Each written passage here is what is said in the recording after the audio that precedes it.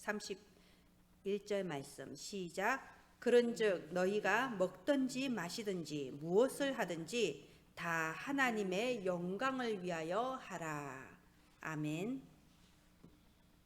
네, 오늘은 본문 말씀을 다 마음에 담으세요. 이번 한 주간 이 말씀 정말 딱 붙잡고 무엇을 하든지 하나님께 최고의 영광 올려드리는 저와 여러분 되기를 바랍니다. 오늘 우리 김혜진 랩런트가 이제 아파서 교회를 못 왔기 때문에요. 여러분 화면에 글자가 나올 수가 없어요. 예.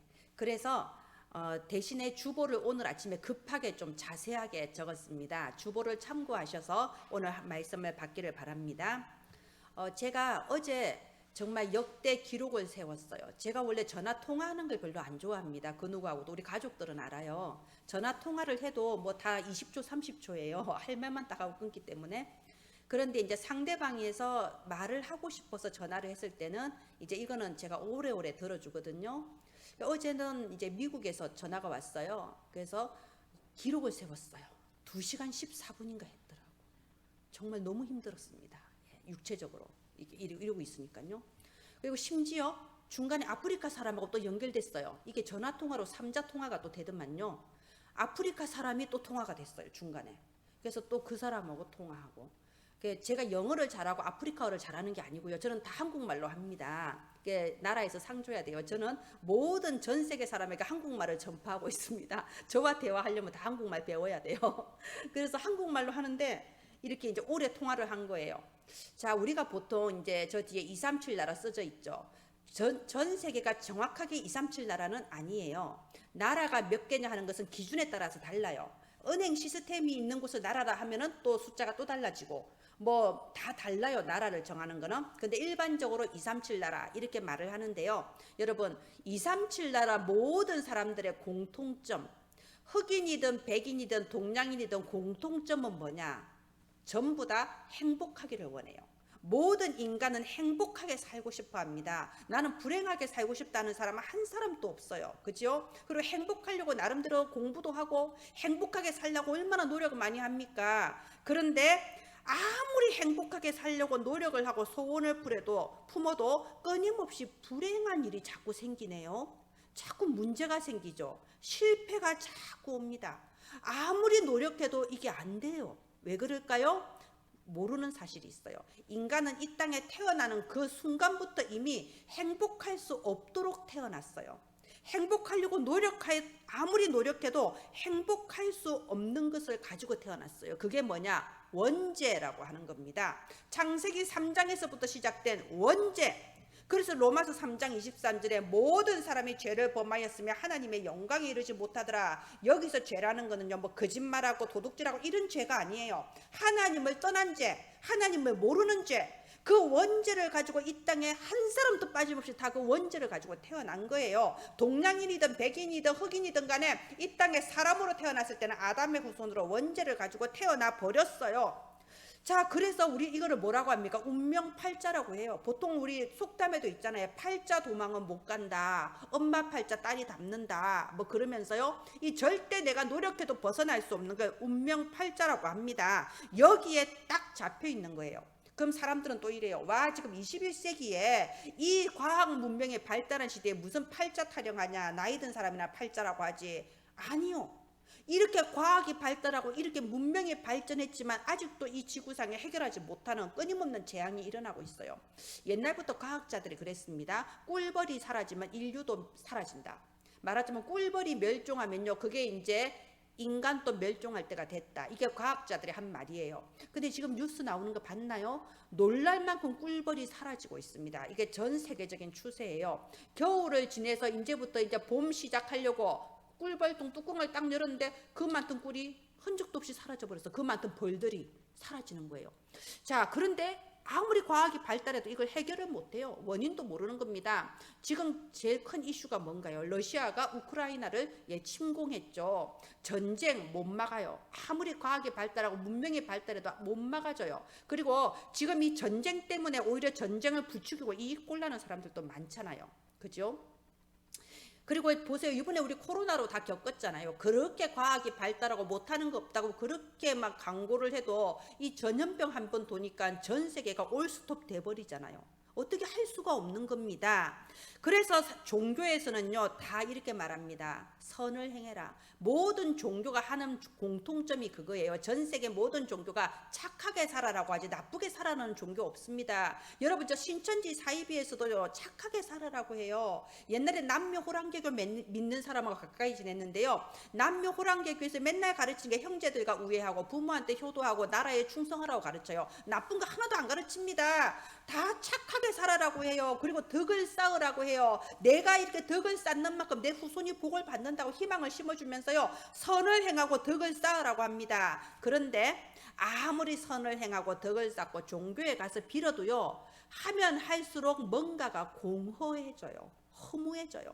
제가 예전에 절에 있어 봐서 알아요. 제가 절에 그냥 있었습니까? 중이 되려고 승복 입고 있었어요. 절에 있었는데 그 사람들 제가 중들하고 가깝게 살아요. 그렇게 열심히 비나이다 맨날 보살들이 올라와. 이제 그 여자 성도들을 보살이라고 하거든요. 보살들이 와서 빨래해주고 밥해주고 하면서 맨날 비는 거예요. 우리 자손 잘 되게 해달라고 덕을 쌓는 거죠. 근데 그들 마음속에 있는 게 허무와 공허해요. 거기 중들이요 일반 사람보다 더 공허하고 더 허무해요. 단지 포장을 딱 하고 이게 폼 잡고 있을 뿐이죠. 뭔가가 갈급해요. 뭔가 여기서 해결될 진리가 있을 거라고 생각하죠. 진리를 알지니 진리가 너희를 자유케 할지라. 여기서 해방받아서 진짜 행복해질 수 있는 진리가 있을 것 같은데 모른단 말이에요. 갈급해. 갈급하니까 길을 찾아서 계속해서 방황할 수밖에 없어요. 그래서 중독에 빠지는 거예요. 끝도 없이 인터넷 중독, 끝도 없이 알코올 중독, 끝도 없이 도박 중독. 왜 그거 할 때는 잠깐 잊어버려지거든요. 끝도 없이 중독에 빠지고 그리고 이 공허함과 우울이 깊어지면 이게 정신병으로 와요. 지금 우울증 얼마나 많습니까? 조울증, 공황장애 이런 정신병이 지금 굉장히 많아요. 자, 왜 그럴까요? 여기에 대해서 많은 사람들이 여러 가지 이유를 말하지만요. 한 가지도 진짜 이유가 아닌 이유, 한 가지도 해결을 못하거든. 진짜 이유를 알면 해결도 나왔겠지. 이유를 모릅니다. 성경에서는 단 한 가지의 원인을 말합니다. 인간이 하나님을 떠나서, 인간이 창세기 3장 원죄로 말미암아 하나님을 떠나서 이런 문제가 온다. 누구나 행복하기를 그렇게 원하지만 행복할 수 없는 이유, 하나님을 떠나서. 그래서 1번 잃어버린 창조의 축복이라는 겁니다. 하나님께서 인간을 창조하셨을 때는요 불행하게 살도록 창조하지 않았습니다. 어떻게 창조하셨나요? 창세기 1장 27절 보세요. 하나님의 형상대로 창조했다. 왜 하나님 형상대로 창조했을까요? 서로 소통하자고 그러는 겁니다. 아무리 고양이 개를 잘 길러도 우리가 고양이 개하고 소통이 안 돼. 말이 안 통해요. 왜? 우리하고는 형상 자체가 달라버려요. 하나님은 인간을 하나님의 형상대로 창조했다는 건요 하나님과 서로 통하자는 거예요. 쉽게 말해 서로 교제하자는 거예요. 밤낮으로 서로 대화 나누자, 교제하자, 마음을 나누고 진실한 소통을 하자. 예배드리라. 우리가 예배드리는 거 하나님과 소통하기 위해 예배드리는 거잖아요. 왜 인간을 하나님의 형상대로 창조했냐? 하나님과 함께 하라고, 소통하고 행복하게 살아라고. 이게 창조 원리예요. 나무는 땅속에 뿌리를 내리고 살아야 되고, 물고기는 물속에서 헤엄치고 살아야 되고, 그리고 사람은 하나님과 서로 소통하고 살아야 돼. 하나님과 통하고 살아야 돼. 그게 창조 원리야. 그렇게 창조가 됐습니다. 그래서 이렇게 하나님과 서로 소통하면서 살면 어떤 일이 벌어지냐? 창세기 1장 28절 생육하고 번성하고 땅에 충만하고 땅을 다스리고 땅을 정복하고 하나님과 소통하는 이 신령한 복을 누리면요 땅에 기름지고 풍성한 복도 다 누리게 돼 있어요. 그렇게 인간을 창조하셨어요. 하나님과 함께 행복하게 누리고 풍성하게 살아라. 이게 인간을 창조하신 창조 원리입니다. 보세요. 이번에 그 윤석열 당선인 지금 아직 대통령 안 됐잖아요. 취임 안 했습니다. 취임 안 했으면 법적으로 대통령이 아닌데 이미 대통령과 똑같은 권세와 똑같은 자격을 가지고 똑같은 일을 하고 있습니다. 당선된 그 순간부터. 우리가 마찬가지예요. 우리도 하나님의 자녀가 됐어요. 우리 아직 천국은 안 갔지만 하나님의 자녀가 됐으면 이 창세기 1장 27절 28절 우리가 받은 창조의 축복이다 이겁니다. 그런데 인간이 받았던 이 놀라운 창조의 축복을 다 잃어버렸어요. 언제? 창세기 3장 하나님을 떠나면서 이거 다 잃어버린 거예요. 창조 원리가 깨어지니까 창조의 축복도 다 잃어버렸어요. 그래서 원래는 모든 세상을 다스려라, 땅을 정복하라, 이렇게 창조받은 우리가 이 동물보다 못한 수준이 돼버렸잖아요. 짐승 수준 돼버렸어요. 짐승 수준이라는 게 무슨 말이냐, 보세요. 사람한테 동물 띠를 붙이잖아. 개띠, 쥐띠, 소띠. 아니 왜 우리가 그 속에 들어가서 그들의 운명을 우리 운명인 것처럼 하고 그렇게 사람을 속입니까? 사람이 동물 수준처럼 돼버렸어요. 자, 동물을 다스려야 될 우리가 동물을 신으로 섬겨. 호랑이 신, 늑대 신, 막 이러면서 코끼리 신 이러면서 섬기고 있잖아요. 나무를 다스려야 될 우리가 나무를 또 이렇게 비나이다 당산나무한테 비고 동물 수준, 짐승 수준 돼버렸어요. 짐승 수준이 되었다, 이 말은요, 창세기 3장에 영이 죽으면서 하나님을 떠나면서 도덕심도 없어져 버렸어요. 뭐가 옳고 그른지 도덕심도 없어져 버렸어요. 그러니까 이런 강력범죄가, 짐승 같은 범죄가 자꾸 생기잖아요. 이렇게 짐승 수준이 되면서 영적인 지식이 없어져 버렸어요. 영적 지식이 없어졌다는 말은 뭐냐, 내가 구원받아야 된다는 사실 자체를 모르는 거예요. 내가 지금 하나님 떠나 있고 나는 구원이 필요하다, 나는 하나님을 만나야 된다, 이거 자체를 몰라. 구원이 필요하다는 자체도 모르는데 어떻게 구원의 길을 찾을 수가 있겠습니까? 그래서 인간은 절대 스스로 구원을 받을 능력이 없다는 거예요. 아무리 선을 행하고 아무리 덕을 쌓고 아무리 대단하게 살아봤자 이미 영적으로 죽은 상태고 짐승 수준이 되어 버렸다, 이겁니다. 그래서 우리가 절대 안 되는 걸 알고 우리 수준을 아시고 어땠나요? 하나님께서 무조건 은혜를 베풀어 줘 버린 거예요. 무조건적으로 우리한테 은혜를 베풀어 줘 버렸어요. 수준이 너무 안 되니까. 자, 보세요. 제가 우리 고양이를 데리고 한 달에 한 번씩 병원을 갑니다. 가면은 고양이는 너무 괴로워요. 뒤집어 놓고 초음파 보고요, 뭐 주사 바늘 찌르고 오만 거 다 합니다. 그러면 제가 우리 그 고양이한테, 쿠키야, 가서 의사 선생님 말을 잘 들어야 된다. 네가 가서 이 치료를 해야지 네가 오래 살 수 있단다 말하면 알아듣겠습니까? 못 알아들어요. 그러니까 싫어해도 억지로 끄집어서 통에 넣고 병원에 가서 억지로 하는 거예요. 그런데 고양이는 지를 위해서 하는 건데 몰라, 괴로워 죽겠어. 이제 그런 수준인 거예요. 하나님이 우리하고 의논할 수가 없어, 너무 수준이 낮아서. 그래서 무조건적으로 은혜를 베푸셨어요. 원래 은혜는 무조건입니다. 그냥 아무 조건 없이 주시는 거예요. 은혜를 베푸셔서 예수 그리스도께서 이 땅에 오신 겁니다. 이 땅에 사람의 몸으로 우리 수준으로 오셨어요. 그래서 우리를 위해 십자가에 죽으심으로써 우리를 하나님의 자녀가 될 수 있게 구원의 길을 열어주신 겁니다. 여자의 후손이 뱀의 머리를 상하게 할 것이라. 창세기 3장 문제 벌어지자마자 창세기 3장 15절에 여자의 후손이 뱀의 머리 완전히 상하게 할 것이다. 걱정하지 마라. 여자의 후손이 끝낸다. 완전 해결된다. 완전 해결을 시켜줘 버린 거예요. 우리 인간은 거기에 대해서 이게 옳다 그러다 뭐 어쩐다 의견 낼 게 없어요. 인간은 하나님이 열어주신 이 구원의 길을 내가 믿고 받아들이면 되는 겁니다. 내가 정말 내가 예수 그리스도 믿으면 하나님 자녀가 되는구나, 아멘, 감사합니다 하고 받아들이는 거지, 그런다고 됩니까? 그래도 예배도 잘 드리고 그래도 착하게 살아야지, 이렇게 반론할 부분이 아니라니까요. 하나님이 선택하셨어요. 하나님이 피 흘려 주셨어요. 하나님이 구원하셨어요. 그래서 너는 내 자녀다, 내 아들이다, 내 딸이다. 그래서 오늘 여러분이 예배 시간에 이렇게 와 있는 거 아닙니까? 그래서 복음, 굿뉴스, 너무 좋은 소식이다. 어째 이런 기적 같은 일이 벌어졌냐? 그래서 복음이라고 하는 거예요. 우리가 예수를 믿고 영접한 바로 그 순간에 너희는 재창조의 축복을 받았느니라. 그래서 고린도서 5장 17절에 누구든지 그리스도 안에 있으면 새로운 피조물이라. 이전 것은 지나갔으니 보라, 새 것이 되었도다. 누구든지, 아무 조건 없어요. 어떤 사람이든지 그리스도 안에 있으면 뭐라고요? 새로운 피조물, 재창조의 역사가 그때 일어나는 겁니다. 여러분, 예수님 믿기로 딱 마음 먹고 시키는 대로 예수님 내 마음에 들어오세요, 영접 기도한 그 순간에 영적 세계에서 재창조의 역사가 일어난 거예요. 새로운 피조물로 거듭나 버린 겁니다. 여러분, 예수님이 믿어지시나요? 예수님이 나의 구주라는 사실이 믿어지시나요? 그렇다면 믿어지는 그 자체가 여러분은 지상 최고의 축복을 받은 사람이에요. 내가 하나님의 자녀로 나는 재창조의 축복을 받았습니다. 그래서 우리에게는요 다시 회복된 창조의 축복, 창세기 1장 27절 28절에 그 축복이 우리한테 다시 회복된 거예요. 아담과 하와가 누렸던 에덴의 완전한 축복이 우리한테 다시 다 회복된 거예요. 누구한테? 바로 저와 여러분이 지금 받은 거예요. 저와 여러분이 지금 가지고 있는 거예요. 창세기 1장 27절 28절 그리고 에덴의 완전한 축복을 지금 가지고 있는 겁니다.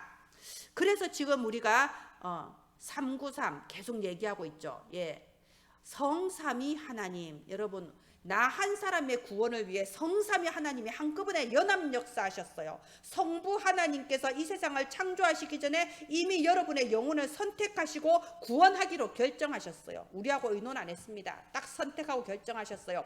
그걸 이루려고 성자 예수님께서 이 땅에 오셔서 하나님 만나는 구원의 길을 열어주셨어요. 참 선지자. 이 땅에 오셔서 십자가에 피 흘려서 죽으셨어요. 하나님 떠난 이 죄는 하나님이 십자가에 피 흘리심으로써 그 피가 아니면 해결받을 길이 없어요.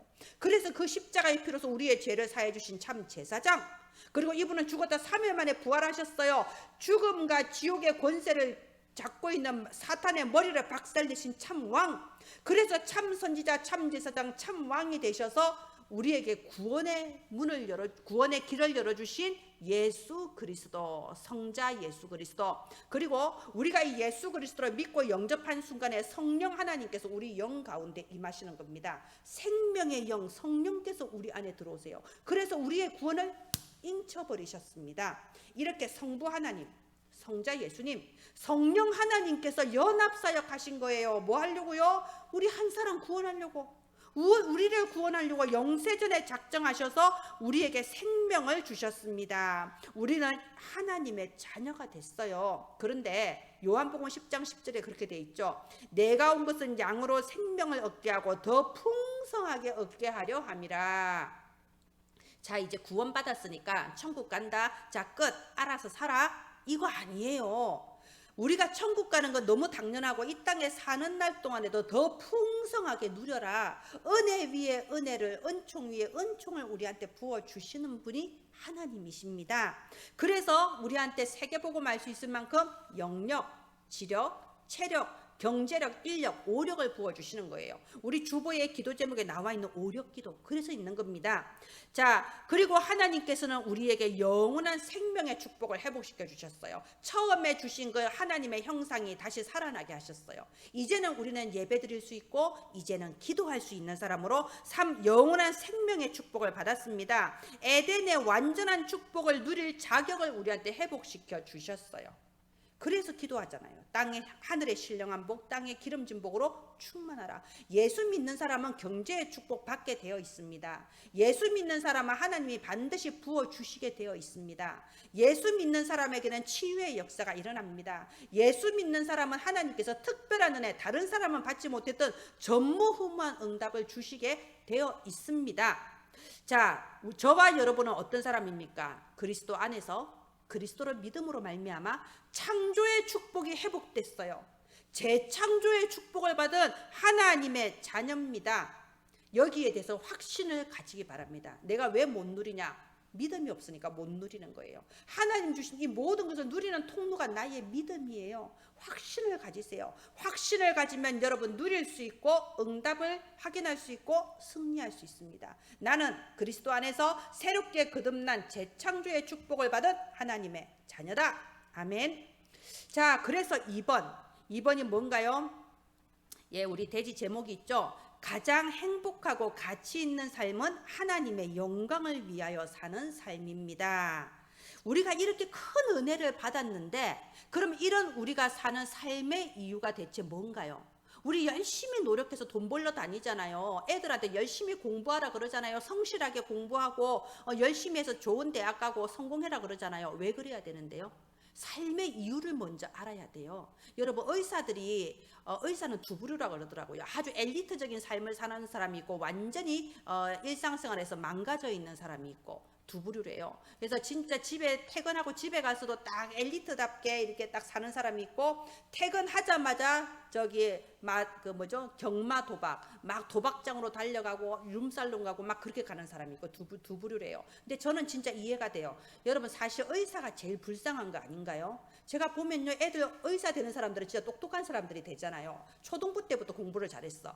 중학교 때도 잘해. 고등학교 때도 잘해. 슬슬 압박이 들어옵니다. 의사, 판사, 변호사가 되라. 그러면 난 이유를 모르겠지만 어쨌든 열심히 해. 또 이런 사람들이 성실하니까 공부를 잘하는 거거든요. 이유는 모르겠지만 시키는 대로 열심히 공부합니다. 뭔가 그래야 된다고 생각을 하는 거예요. 그렇게 남들 놀 때 못 놀고 수련회 갈 때 나는 공부해야 되고 남들 휴가 갈 때도 나는 공부해야 되고 그렇게 열심히 공부해서 의과대학 들어가면 이제 그때부터 시작이에요. 남들은 4년이면 졸업하는 대학을 4년 졸업하고 2년 인턴하고 한 8년 공부하더라고요. 그리고 인간이 아니야. 그 인턴, 레지던트 이런 거 할 때는요, 이제 잠잘 시간, 씻을 시간도 없이 막 그렇게 하더만. 그리고 직업 자체가 보세요. 누리는 직업이 아니에요. 맨날 아픈 사람만 앞에 있어.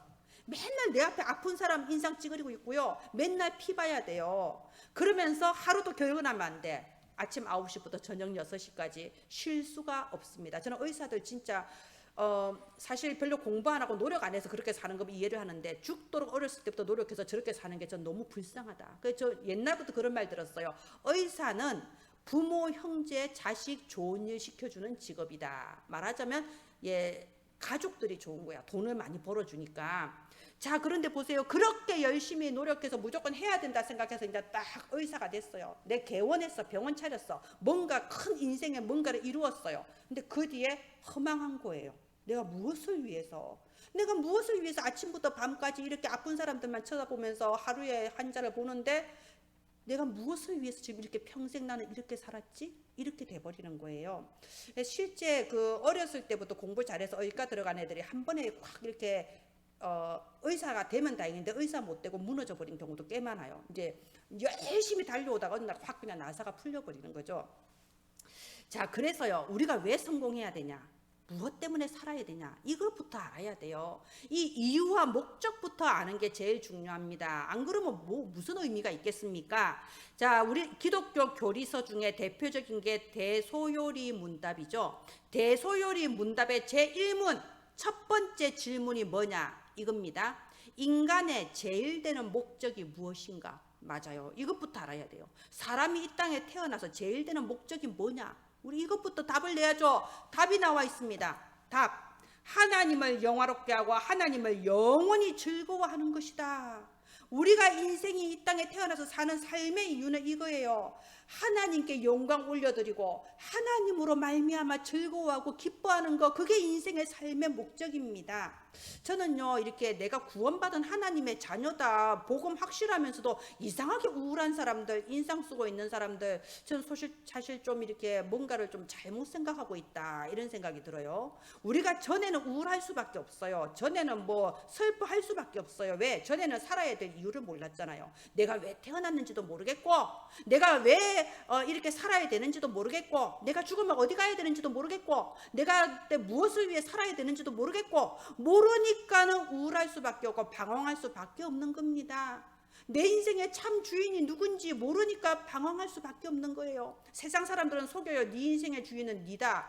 진짜 내 인생의 주인이 나인가요? 내 인생의 주인이 나라면 나는 왜 내 인생 내 마음대로 한 가지도 할 수 있는 게 없나요? 내가 원하지 않는데 아프고, 내가 원하지 않는데 상처받고, 왜 내 인생이 자꾸 불행이 닥치나요? 내가 내 인생의 주인이 아니라서 그런 거예요. 인생의 참 주인 하나님을 우리가 만났습니다. 전에는 버림받은 양처럼 방황했는데 이제는 인생의 참 주인, 모든 흑암지향에서 나를 보호하시는 나의 참된 보호자를 만났습니다. 그러니까 행복한 거예요. 여러분, 기도해서 응답받아서 행복한가요? 아니에요. 내가 기도하는 그 자체가 행복한 거예요. 내 기도하는 그 시간, 하나님, 내가 기도할 수 있는 신분 된 게 행복하고 감사한 거예요.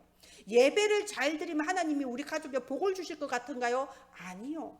예배 드리는 자체가 하나님 주신 복이에요. 우리가 지금 집에 장례식이 터지고 내 가족이 지금 병원에 막 입원해 있으면 우리가 예배 드리러 올 수 있겠습니까? 내가 예배 드릴 수 있는 자체가 나는 이미 크고 놀라운 평강의 복을 우리가 받은 겁니다.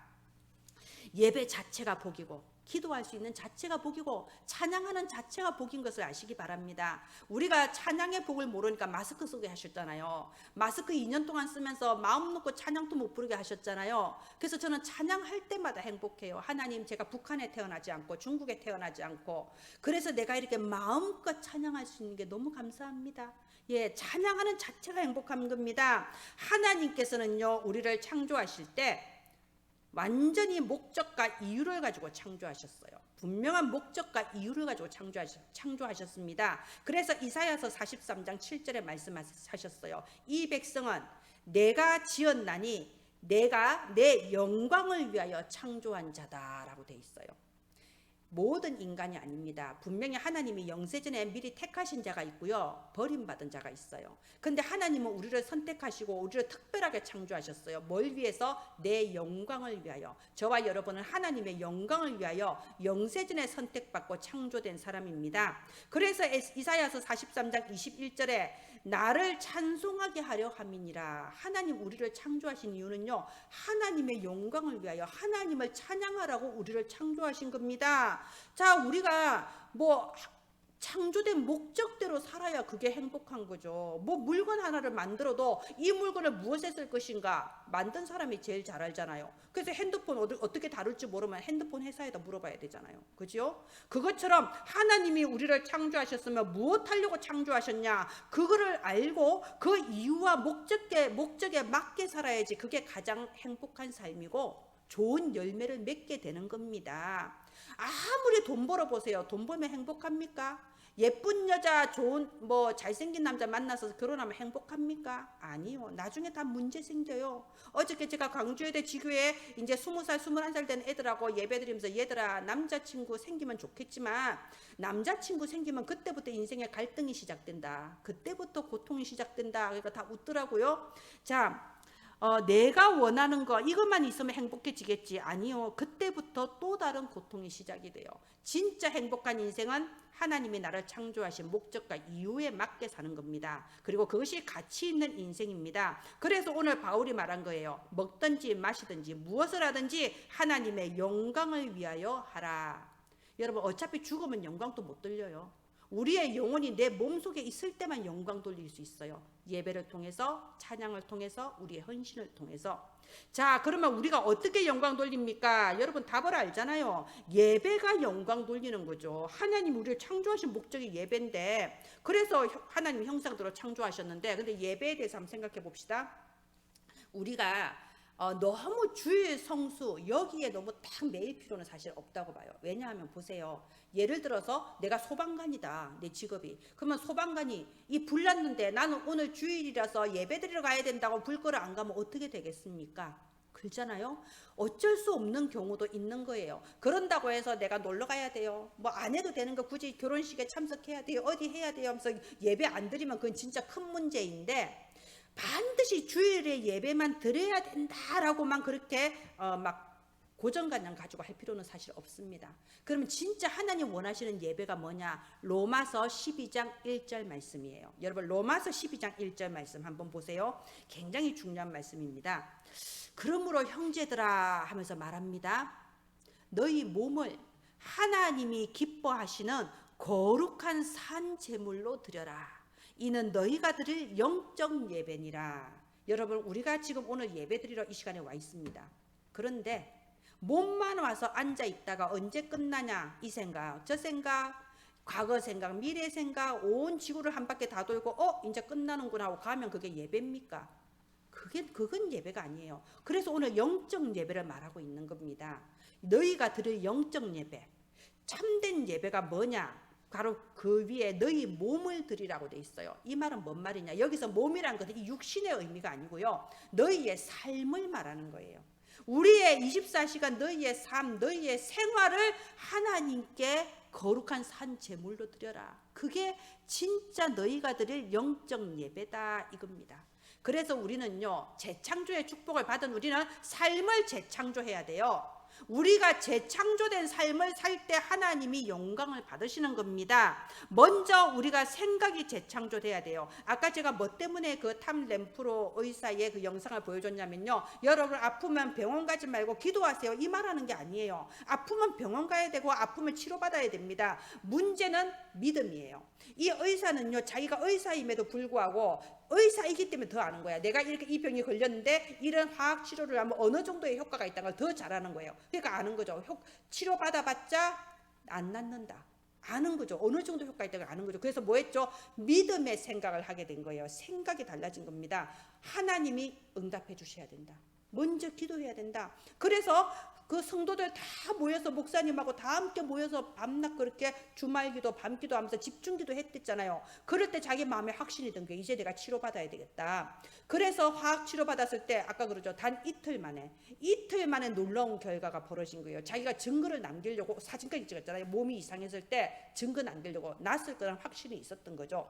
말하자면 아프면 병원 가고 치료 받아야 돼요. 그런데 똑같이 치료를 받아도 낫는 사람이 있고 안 낫는 사람이 있어요. 똑같이 치료받아도 효과가 좋은 사람이 있고 뭐 금방 악화돼서 죽는 사람이 있어요. 그건 의사도 몰라. 의사는 그냥 처방해주고 수술해주는 것밖에 없어요. 그렇게 낫게 하시는 건 하나님이 하시는 거죠. 믿음의 생각을 가져야 됩니다. 히브리서 11장 6절에 믿음이 없이는 기쁘시게 못하나니 하나님께 나아가는 자는 반드시 그가 살아 계신 것과 자기를 찾는 자들에게 상 주시는 이심을 믿어야 할지니라. 하나님을 믿는 믿음의 생각이 우리한테 먼저 재창조가 돼야 됩니다. 믿음의 생각을 가지면 따라오는 게 뭐냐? 감사가 따라오게 돼 있어요. 고린도후서 4장 15절에 너희의 감사로 말미암아 은혜가 더하여 넘쳐 하나님께 영광 올린다고 돼 있어요. 어떻게 영광? 감사함으로 말미암아 영광 올린다고 돼 있습니다. 진짜 하나님을 믿으면요, 감사할 수밖에 없어요. 지금 당장 내게 어려움이 있고 지금 좀 힘든 일이 있어도 하나님 이 어려움과 이 일들을 통하여 하나님이 나를 영적 서밋으로 세워 나가심을 믿고 감사드립니다. 지금은 이렇게 어렵고 힘들지만 오히려 이 일을 통해서 이 일을 능히 통과하게 하시고 오히려 여기에 내가 증인으로 서게 하셔서 똑같이 고통받는 사람 치유하고 살리는 주인공 되게 하심을 믿고 감사드립니다. 여러분 우리의 말버릇을 바꾸세요. 재창조하세요. 어떻게 해요? 믿고 감사합니다. 지금 안 돼요. 이거 문제예요. 그거 백날 해봤자 소용없어요. 믿고 감사드립니다. 믿음의 생각, 감사의 생각으로 우리의 생각이 재창조돼야 됩니다. 우리의 예배가 재창조돼야 됩니다. 여기 몸만 앉아있다고 예배가 아니라고 했죠. 내 마음 안에 불평과 원망을 가득 가지고 왜 나는 응답이 안 될까? 왜 저 사람은 되는데 나는 안 될까? 그렇게 예배 드리면요, 열매 맺습니다. 불평의 열매를 맺게 됩니다. 내 인생에 계속해서 불평할 일만 자꾸 찾아오는 겁니다. 자, 바울을 보세요. 바울은 빌립보서 옥중서신이잖아요. 감옥에 갇혀 있으면서도 빌립보서 1장 20절에 뭐라고 고백했냐? 나는 부끄럽지 않다. 나는 담대하다. 나의 간절한 기도와 소원은 하나밖에 없다. 내가 죽든지 살든지 내 몸에서 그리스도가 존귀하게 되기를 원한다.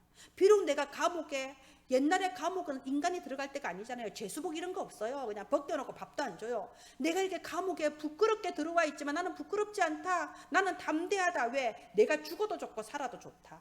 오직 그리스도가 나의 삶을 통하여 영광 받으시기를 바란다. 이 몸은 삶이란 뜻입니다. 여러분 내가 지금 아무리 힘들고 어려워도 여러분 감옥에 가 있는 것보다는 아니잖아요. 바울보다 힘들지 않잖아요. 그죠? 저는 옛날에 어린이 찬양이 기억나요. 그 어린이 찬양 음은 잊어버렸는데 가사는 기억나요. 가사가 이렇습니다. 불평마 더 나빠질 뿐이야. 감사해 하나님이 이루셔. 불평하면 불평의 열매, 감사하면 감사의 열매를 맺게 됩니다. 진짜 어렵고 힘들 때 하나님, 이 어려움 속에서도 하나님은 나와 함께 하심을 믿고 감사드립니다. 기도하시기 바랍니다. 우리가 예배 드릴 때 남을 미워하고 분노하는 마음으로 예배 드리면요, 그 예배는 하나님 안 받으십니다. 우리가 하나님께 제물 드릴 때 병들은 양을 가지고 제물 드리는 거 똑같아요. 미워하고 분노하는 마음으로 예배 드리지 말라고 마태복음 5장 23절 24절에 예수님 이렇게 말씀하셨어요. 너희가 예물 드리려고 할 때 혹시 형제한테 서로 뭔가 원망할 일이 생각나면 형제를 찾아가서 먼저 형제와 화목하고 나서 예배를 드려라 라고 했습니다. 그리고 바울을 보세요. 바울이 전에 어떤 사람이었나요? 막 돌아다니면서 믿는 사람 잡아 죽이는 사람이었어요. 마음속에 분노가 가득했어요. 감옥에 가두고 때리는 사람이었어요. 무서운 사람이었어요. 그런데 나중에 이 바울이 복음을 듣고요, 성숙해진 거예요. 복음이 날마다 더 풍성하게 누려진 거예요. 그러니까 고린도전서 5장 18절에 뭐라고 말했냐? 하나님이 나에게 화목해 하는 직분을 주셨다. 우리가 복음이 풍성하고 신앙이 성숙하면요, 화목하게 하는 사람이 됩니다. 그래서 고린도전서 9장 19절부터 22절 보면요, 바울이 이런 말을 했어요. 나는 복음을 위해서 많은 사람의 종이 되었다. 내가 유대인을 만나면 유대인처럼 되고, 내가 율법 아래 있는 자를 만나면 나도 율법 아래 있는 자처럼 율법을 지키고, 율법 없는 사람 만나면 나도 율법 없는 사람처럼 자유롭게 행동하고, 내가 약한 자를 만나면 나도 약한 자가 되고. 왜요? 자기 줏대가 없어서 그런가요? 아니에요. 복음을 위하여, 어떻게든 한 사람이라도 더 구원받게 하기 위하여, 하나님과 그 사람을 화목하게 하는 이 직분을 하기 위하여 그만큼 달라진 겁니다. 여러분, 사탄은요, 분리시키고 분열시킵니다. 다른 사람을 판단하고 비판하게 만듭니다. 하나님은 원네스의 하나님이세요. 감싸주고 받아주고 기다려주는 원네스의 하나님입니다. 우리가 하나로 원네스 돼서 예배드릴 때 하나님은 참으로 영광 받아주십니다. 자, 결론 맺겠습니다. 우리는 예수 그리스도 안에서 그리스도의 은혜로 재창조의 축복을 받았어요. 우리는 생명이 살아났습니다. 생명 가진 자예요. 그리고 그뿐만이 아니라 이 땅을 살아가는 동안에 창조의 축복을 날마다 더 풍성하게 누리는 은총 위에 은총의 사람이에요. 그뿐입니까? 내가 있는 현장에서부터 237 나라 땅끝까지 이 복음의 빛을 전하는 빛의 플랫폼, 전도자로 우리를 세우셨어요. 얼마나 감사합니까? 혹시 우리가 과거에 큰 문제나 어려움을 경험했을 수도 있어요. 하나님 그 문제 어려움 때문에 더 내가 하나님 앞에 서게 해주심을 믿고 감사합니다. 나를 영적 서밋으로 세워주심을 감사합니다. 어느 날 훗날에 내가 다른 사람을 살리고 치유할 전도자로 세워주심을 믿고 감사합니다. 이 믿고 감사하는 저희들, 그래서 이번 한 주간 어디에서 무엇을 하든 누구를 만나든 하나님께 최고의 영광을 올려드리는 저와 여러분 되시기를 주 예수님의 이름으로 축원드립니다. 기도하겠습니다. 하나님 아버지, 은혜를 감사합니다. 우리를 그리스도 안에서 완전한 자로 하나님의 자녀로 재창조해 주심을 감사합니다. 우리가 받은 이 생명의 축복을 날마다 더 풍성하게 누리게 하여 주옵소서. 죽어가는 자, 고통받는 자들을 치유하고 살리는 전도자로 하나님께 최고 영광 돌리게 하여 주옵소서. 살아계신 주 예수님 이름으로 기도합니다. 아멘.